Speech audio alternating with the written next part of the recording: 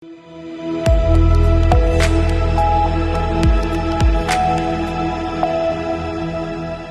UP में नहीं है किसानों की जान की कीमत?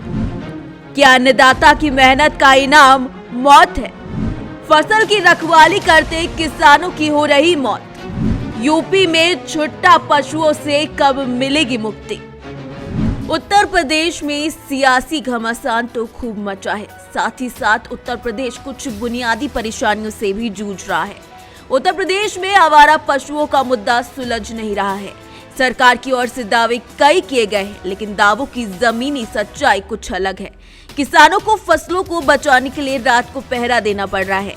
इसमें उन्नाव में हाल ही में एक किसान की मौत का मामला सामने आया और एक बार फिर से सवाल गर्मा गया है।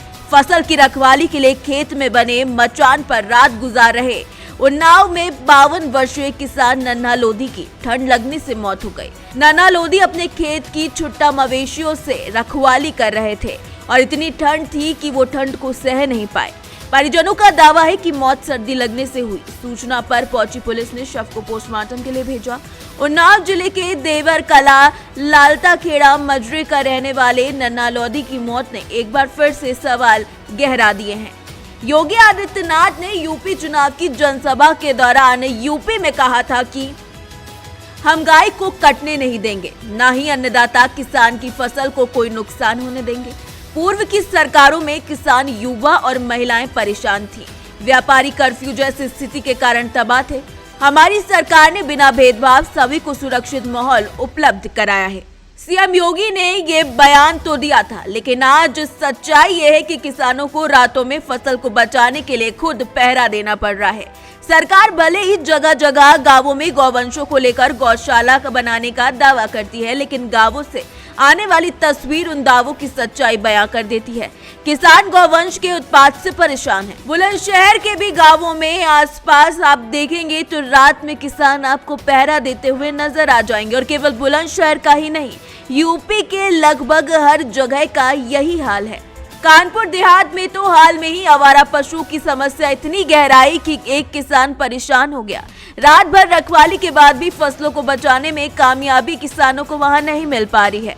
रात को किसी भी समय आंख लगते ही आवारा पशु फसलों को चट कर जाते हैं। जिले के अकबरपुर तहसील के कानचंदपुर गांव में छुट्टा गौवंश एक किसान की 4 बीघा गेहूं की फसल चर गए।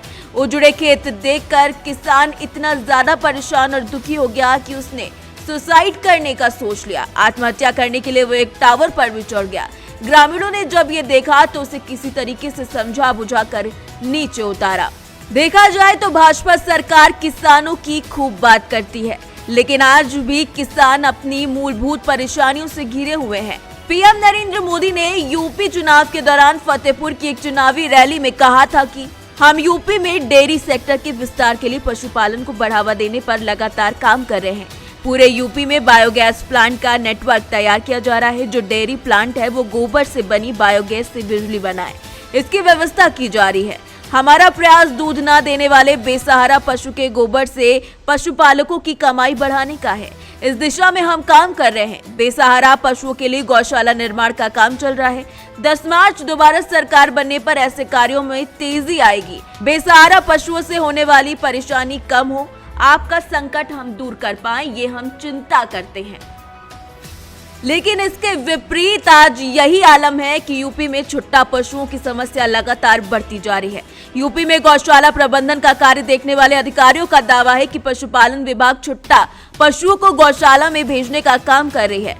अब तक राज्य में 6626 गौ आश्रय केंद्रों का निर्माण किया गया है। करीब 9 लाख से ज्यादा आवारा पशु यहाँ निवास कर रहे हैं। पिछले दिनों कई गौ आश्रय केंद्रों से पशुओं के भागने की खबर सामने आई है। इसकी वजह पशुओं के चारा की लागत बढ़ना बताया जा रहा है।